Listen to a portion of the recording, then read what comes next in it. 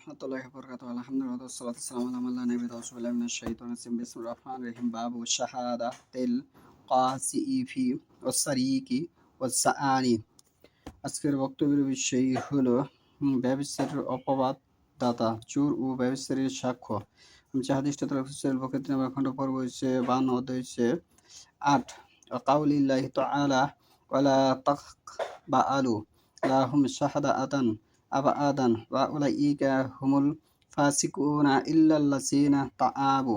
আল্লাহ তাআলার বাণী, তাদের সাক্ষ্য কখনো গ্রহণ করবে না, তারাই তো সত্যত্যাগী, তবে যদি অতঃপর তারা তওবা করে। সূরা নূর 4 নম্বর আয়াত। এর বিষয়ে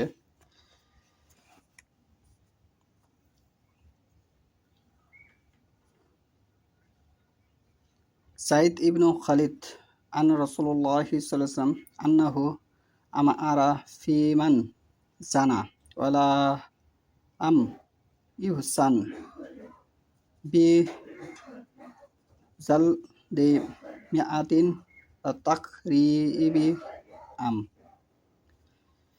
সাইদ ইবনু খালিদ রাদিয়াল্লাহু আনহু বর্ণিত, রাসূলুল্লাহ সাল্লাল্লাহু আলাইহি ওয়াসাল্লাম অবিবাহিত ব্যভিচারী সম্পর্কে 100 বেত্রাঘাত এবং 1 বছরের নির্বাসনের নির্দেশ দিয়েছেন, যা বাংলাদেশে আজারে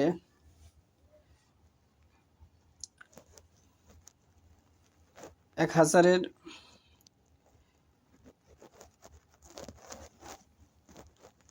100 জনকেই এই পাপের সাথে তারা জড়িত আছে, যা এখনই পরিত্যাগ করা উচিত।